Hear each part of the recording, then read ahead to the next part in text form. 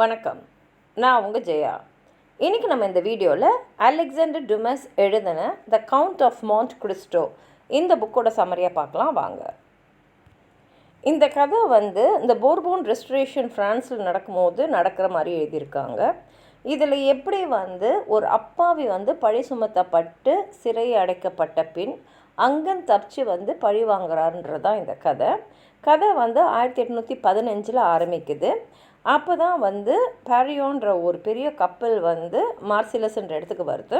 அந்த கப்பலோட சொந்தக்காரரான மிஸ்டர் மோர்சல் அவருடைய கப்பலில் பயணம் செஞ்ச ஒரு இளமையான கப்பல் பயணியான எட்மண்ட் டான்டிஸ், இவர் அங்கே அந்த கப்பலில் அவரும் ஒரு மாலுமியாக வேலை செஞ்சுருக்காரு. எட்மண்ட் டான்டிஸ் சொல்கிறாரு, இந்த மாதிரி பயணம் செய்யும் போதே கப்பலோட கேப்டன் இறந்துட்டார். அதுக்கப்புறம் நான் தான் கப்பலை வழி நடத்தி எடுத்துன்னு வந்தேன்னு. அதே சமயத்தில் அந்த கப்பல் அக்கௌண்டன்ட் அந்த டேங்லர்ஸ் சொல்கிறாரு, இந்த மாதிரி கப்பல் வரும்போது, அதாவது ஃபெரியன்ற அந்த கப்பல் வரும்போது எல்பான்ற இடத்துல நின்றுச்சு அப்படின்ற விஷயத்த அவர் சொல்கிறாரு. அப்போ என்னன்னு கேட்டால் டான்டிஸ் சொல்கிறார், இல்லை கேப்டன் ஒரு பேக்கேஜ் கொடுத்துருந்தாரு. அதை ஒரு அந்த ஐலேண்டில் தான், அந்த எல்பான்ற ஐலேண்டில் நெப்போலியன் இருக்கார். அவர் தான் நாட்டை விட்டு வெளியில் அங்கே இருக்கார். அவர்கிட்ட கொடுத்ததுனால, இறக்குறதுக்கு முன்னாடி கொடுத்ததுனால நாங்கள் வர வழியில் அது கொடுத்துட்டு வந்தோம் அப்படின்றாரு. இப்போ மோரல் என்ன பண்ணிடுறாருன்னா, சரின்னு சொல்லிட்டு இவர் இப்போ கப்பல் இவர் தான் வழி நடத்தின்னு வந்தார், அதனால் நீ அடுத்த கேப்டனாக இருந்துடு அப்படின்னு சொல்லிடுறாரு. இதை கேட்ட டேங்லஸ்க்கு ரொம்ப வருத்தம் ஆகிடுது. இப்போ டான்டேஸ் போய் அவரோட அப்பாவை பார்க்குறாரு. அப்போ தான் அவருக்கு தெரிய வருது, அவரோட நேபரான கேஸ்பர்ட் கேட்ரோசி அவங்க அப்பாவோடைய எல்லா இதையுமே சொத்துக்களையும் அவர் வாங்கின கடனுக்காக எடுத்துட்டார் அப்படின்னு தெரிய வருது. அவர் ரொம்ப வருத்தப்படுறாரு. அதுக்கப்புறம் அவர் திருமணம் செய்யணும்னு நினச்சிட்டு இருந்தால் அவரோட காதலியான மெர்சிடஸை பார்க்க போகிறாரு.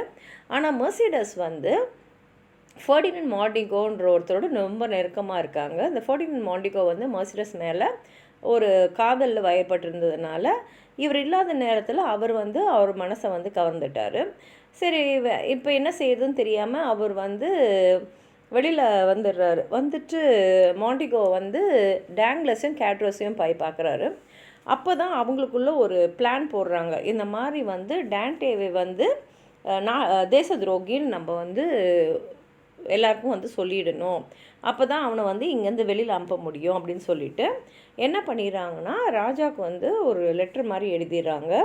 அதில் டேங்லஸ் டான்டேஸ் ஒரு போனபார்ட்டிஸ்ட், அதனால தான் அவன் ஒரு லெட்டரை நெப்போலியனுக்கு எடுத்துன்னு போயிருக்கான். ஏன்னா அங்கே போனபார்ட்டிஸ்ட் கமிட்டி பாரிஸில் இருக்குது, அங்கே போயிருக்கான் அப்படின்னோடனே டான்டேஸை கைது பண்ணிடுறாங்க. ஆனால் அங்கே அந்த சிறையில் இருக்கக்கூடிய அசிஸ்டன்ட் ப்ராசிக்யூட்டரான ஜெரால்டி வில்ஃபோர்ட் அவர் புரிஞ்சுக்கிறாரு, டான்டேஸ் ஒரு போனபாஸ்ட் ஏஜென்ட் கிடையாதுன்னு சொல்லிட்டு அவரை விடுதலை செஞ்சிடலான்ற முடிவில் இருக்கும்போது தான் அவருக்கு தெரிய வருது இன்னொரு விஷயம். என்னன்னா, இந்த டான்டேஸ் ஒரு கடிதத்தை நெப்போலியன் கொடுத்தார் இல்லையா, அதாவது அப்போ நெப்போலியன் அவர்கிட்ட ஒரு கடிதத்தை கொடுத்துருக்காரு. இதை எடுத்துன்னு போய் நீ டி வில்ஃபோர்ட்டோடைய அப்பா கிட்ட அது கொடுத்துடுன்னு. இந்த டி வில்ஃபோர்ட் அப்பா ஒரு போனபார்ட்டிஸ்ட்டு. அதனால் என்ன ஆகிடுதுன்னா, ஏதோ ஒரு வகையில் அவர் இந்த போனபார்ட்டிஸ்க்கு சப்போர்ட் பண்ணியிருக்காருன்றதுனால டான்டேவே ஒரு தீவு இருக்குது. அது இந்த மாதிரி தண்டனை அடைஞ்ச கைதிகளெல்லாம் அனுப்பி வைக்கிற தீவு. அது பேர் ஷட்டோ டி இஃப்ன்றது. அதனால் அவருடைய இறுதி காலம் வரைக்கும் அந்த தீவில் இருக்கணும்னு சொல்லிட்டு அது தனிமைப்பட்ட ஒரு தீவு, அங்கே அமுச்சு விட்டுறாங்க. அங்கே அவர் போன உடனே ஒரு நாள் அவர் கூட அந்த தீவில் சிறை தண்டனை அடைஞ்சு இருக்கிற ஆபி ஃபரியாவை பார்க்குறாரு.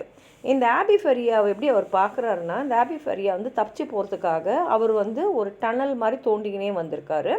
ஆனால் வெளியில் போகிறதுக்கு பதிலாக அவர் டான்டேயோடைய அந்த சிறை ரூமுக்குள்ளே வந்துடுறாரு. இப்போ ஃபரியாவும் அவரும் நண்பர்கள் ஆயிடுறாங்க. ரெண்டு பேருமே புரிஞ்சுக்கிறாங்க, இந்த மாதிரி டங்லஸும் மாண்டிகோவும் தான் டான்டேஸை இந்த மாதிரி சிறை தண்டனை அனுபவித்து கடைசி காலம் வரைக்கும் இங்கே இருக்கிறதுக்கு பண்ணியிருக்காங்க அப்படின்றது புரிஞ்சுக்கிறாங்க. அதே மாதிரி டி வில்ஃபோர்ட்டும் சிறையில் தான் டான்டேஸ் இருக்கணும் அப்படின்ற முடிவில் இருக்காங்கன்றத இவங்க ரெண்டு பேரும் பேசும்போது புரிஞ்சுக்கிறாங்க. இன்னும் கொஞ்சம் காலம் அவங்க ஒன்றாவே இருக்கும்போது அவங்க ரெண்டு பேருமே சரி எப்படியா இங்கேருந்து தப்பிச்சு போகணும், சாகிற வரைக்கும் நம்ம இருக்கக்கூடாது, நம்ம அநியாயத்துக்கு வந்து தண்டனைக்கு உண்டாயிருக்குன்றது புரிஞ்சிருது. அப்போ தான் ஃபரியா வந்து சொல்கிறாரு, இந்த மாதிரி அவர் ஒரு விஷயத்தை கண்டுபிடிச்சிருக்காரு. அதாவது வந்து மனித நடமாட்டமே இல்லாத மாண்ட் கிறிஸ்டோன்ற தீவில் வந்து ஒரு புதையல் வந்து ஒளிஞ்சி இருக்குது அப்படின்னு சொல்லிடுறாரு. இது வந்து சரி நம்ம தப்பிச்சு போனோன்னா அந்த புதையலை போய் எடுத்துடலாம் அப்படின்னு இருக்காங்க. ஆனால் ஃபரியா வந்து இறந்துடுறாரு. இப்போ இறந்த உடனே என்ன ஆகிடுதுன்னா, இப்போ அந்த இறந்த உடலை வந்து ஒரு பை மாதிரி போட்டுட்டு அதை கடலில் தூக்கி போட்டுடுவாங்க. அந்த ஃபரியாவுடைய உடம்பு வந்து இந்த பையில் போட்டு எல்லாம் எடுத்து வச்சிட்டோடனே டேண்டே என்ன பண்ணிடுறாருன்னா, ஃபரியா உடம்பை வெளியில் எடுத்துகிட்டு அவர் அந்த பைக்குள்ளே போயிட்டு அதை நல்லா வந்து தச்சு விட்டுறாரு. இது ஃபரியாவோட உடம்பு தான் நினச்சிக்கிட்டு அதை வந்து சிறைவாசிகளும் வந்து எடுத்துன்னு போய் கடலில் தூக்கி போட்டுடுறாங்க. கடலில் தூக்கி போட்ட அப்புறம் டேண்டே வந்து அவரை வந்து விடுதலை சொல்லிடுச்சு வெளியில் வந்துடுறாரு. அங்கே வந்து ஸ்மக்லர்ஸ் எல்லாம் ஒரு குழுவாக வர்றாங்க. அவங்க வந்து தண்ணியில் இருக்கிற அவரை காப்பாற்றுறாங்க. அங்கேருந்து அவர் வந்து மாண்ட் கிறிஸ்டேக்கு அங்கே போகிறாரு. அவர் சொன்ன அடையாளத்தை வச்சுட்டு அந்த புதையிலையும் எடுத்துடுறாரு. இப்போ பழி வாங்கிறதுக்காகவும் தனக்கு அநியாயத்துக்கு தண்டனை வாங்கி கொடுத்தவங்களும் பழி வாங்கிறதுக்கு இவர் இங்கே வராரு. எப்படி வராருன்னா, ஒரு இட்டாலியன் ப்ரீஸ்ட் மாதிரி வராரு. முதல்ல வந்து கேட்ரோஸை போய் பார்க்குறாரு. அங்கே வந்து கேட்ரோஸை வந்து சொல்லிடுறாரு, இந்த மாதிரி டேங்லஸும் மாண்ட்ரிகோவும் இப்போ ரொம்ப பெரிய பணக்காரங்களாக இருக்காங்க. அது மாத்திரம் இல்லாமல் மாண்ட்ரிகோ வந்து இப்போ மெர்சிடஸை திருமணம் பண்ணிக்கிட்டாருன்னு. அது மாத்திரம் இல்லாமல் அவர் வந்து தெரியுது மாரல் வந்து இப்போ ரொம்ப கஷ்டத்தில் இருக்காருன்னு. அதனால் டேண்டேஸ் வந்து அவருக்கே தெரியாமல் அவருக்கு வேண்டிய பண உதவியெல்லாம் செஞ்சு அவர் கஷ்டங்களை தீர்க்குறாரு. 10 வருஷம் போயிடுது ரோமில். டேண்டே இப்போ வந்து அவர் வந்து கவுண்ட் ஆஃப் மாண்ட் கிறிஸ்டோன்னு தான் கூப்பிட்டுக்கிறாரு. அவர் வந்து ஆல்பர்ட், இவர் வந்து மாண்டிகோடைய மகன், அவரை போய் பார்க்குறாரு. இப்போ இவர் தான் வந்து கவுண்ட் ஆஃப் மார்செஃப்.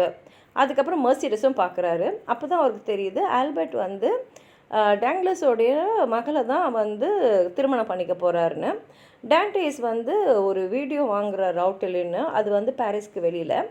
அங்கே அவர் வந்து ஹேடி கையில் சொல்கிறாரு. ஹேடி வந்து ஒரு க்ரீக் ஸ்லேவ், இவர் இதை வாங்கியிருக்காரு, அவங்கள வாங்கியிருக்காரு. அவர் சொல்கிறாரு, இப்போ இனிமேலுக்கு நீ வந்து விடுதலையான ஒரு சுதந்திரமான ஒரு மனுஷி தான், ஆனால் உன்னோட பிறப்பை வந்து நீ ரகசியமாக வச்சுக்கணும் அப்படின்னு சொல்லி அமுச்சு விட்டுறாரு. அதுக்கப்புறம் டேண்டேஸ் வந்து சில விஷயங்கள்லாம் செஞ்சு டேங்லஸ் கிட்ட இருக்கிற பணம் மொத்தத்தையுமே வந்து அவர் இழக்கிற மாதிரி செஞ்சுறாரு. அதுக்கப்புறம் அவர் டேங்லரஸஸ்க்கும் டி வில்ஃபோர்ட்ஸ்க்கும் ஒரு பெரிய டின்னர் பார்ட்டி வைக்கிறாரு.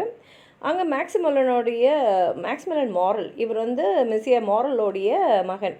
அது இல்லாமல் 2 பேர் வந்து தண்டனை அடைஞ்சவங்க, அவங்க 2 பேரையும் அவர் கூப்பிட்றாரு. எப்படின்னா பணக்கார இட்டாலியன்ஸ் மாதிரி வாங்க அப்படின்னு வந்து கூப்பிட்றாரு. அப்போ தான் நமக்கு தெரியுது மிஸ்ஸஸ் டேங்லஸ் வந்து டி வில்ஃபோர்ட்டோட மிஸ்ட்ரஸாக ஒரு காலத்தில் இருந்தாங்க. அப்புறம் இப்போ 2 பேரை கூப்பிட்டாங்களே தண்டனைக்கு அடைஞ்சவங்கள, அதில் சின்னவராக இருக்கிறது வந்து அவங்களுக்கு பிறந்த ஒரு மகன் தான் அதுன்னு. ஆனால் டி வில்ஃபோர்ட் வந்து அந்த குழந்தைய வந்து நம்ம குழந்தையிலேயே வந்து கொன்னுட்டோம் அப்படின்னு நினச்சிட்டு இருக்காரு. ஆனால் இப்போ வளர்ந்தவன் பெரிய பையனாக இருக்கான். அதுக்கப்புறம் வந்து மார்சிஃபோடைய கவுண்ட் ஆஃப் மார்சிஃபோட ரகசியமும் வந்து வெளியில் வந்து ஃபுல்லாகவே சொல்லிடுறாங்க. இப்போ வந்து அவர் வந்து ஹேடே உடைய அப்பாவான அலி பாஷா வந்து அவர் வந்து அவருக்கு ரைட் ஹேண்ட் மாதிரி இருக்கார். ஆனால் பின்னாடி வந்து அவர் வந்து ஏமாற்றிருக்கார் அவரை. ஏன்னா அலி பாஷாவுடைய சொத்தெல்லாம் இவர் திருடி இருக்கார். அதை திருடிட்டு ஹேடேக்கு விற்றுருக்காரு. அது மாத்திரம் இல்லாமல் அவங்க அம்மாவே வந்து அடிமையாக விற்றுருக்காருன்ற நியூஸ்லாம் வெளியில் வந்துடுது. இந்த நியூஸ் எல்லாம் கேட்டோன்னே மெர்சிடஸும் ஆல்பர்ட் வந்து மார்சிஃபை விட்டு போயிடுறாங்க. அதனால் அவர் தற்கொலை பண்ணிக்கிறாரு. இப்போ டி வில்ஃபோர்ட் வந்து அவரோட மனைவிக்கு ஆர்டர் பண்ணுறாங்க. அதாவது வந்து இந்த மாதிரி வந்து அவங்க குழந்தைய, அதாவது அவங்களுக்கு இதுக்கு முன்னாடி நடந்த திருமணத்து மூலமாக வந்த குழந்தைய அவங்க வந்து இந்த மாதிரி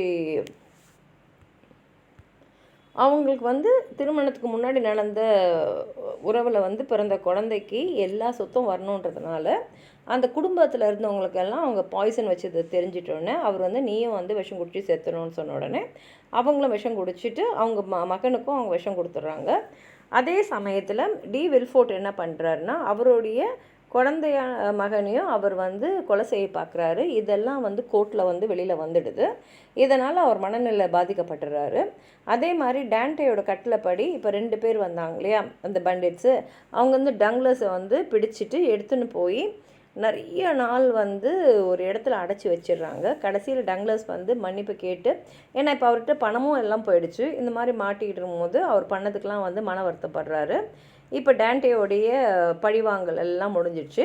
இப்போ அவர் வந்து வேலண்டைன் டி வில்ஃபோர்ட்டுக்கும் மேக்ஸ்மிலன் மாரலுக்கும் அவங்க 2 பேரும் ஒருத்தர் விரும்புகிறாங்கன்னு தெரிஞ்சுட்டு அவங்களுடைய வேலண்டைன்ஸோடைய பேரண்ட்ஸ்க்கு வந்து விருப்பம் இல்லைனாலும் அவர் சேர்த்து வச்சிடறாரு. அதே சமயத்தில் ஹேடியும் வந்து டான்டேவர்கிட்ட நான் உங்களை விரும்புகிறேன்னு சொன்னதோடனே அவர் ரொம்ப சந்தோஷமாக அதை ஏற்றுக்கிறாரு. இதோட கதை முடிஞ்சிடுது. உங்களுக்கு ஏதாவது சொல்லணும்னு நினச்சிங்கன்னா கீழே இருக்கிற கமெண்ட் பாக்ஸில் எழுதுங்க. இந்த வீடியோ லைக் பண்ணுங்கள், உங்கள் ஃப்ரெண்ட்ஸோடு ஷேர் பண்ணுங்கள். சப்ஸ்கிரைப் பண்ணாதவங்களாம் ப்ளீஸ் சப்ஸ்கிரைப் பண்ணி சப்போர்ட் பண்ணுங்கள். நன்றி.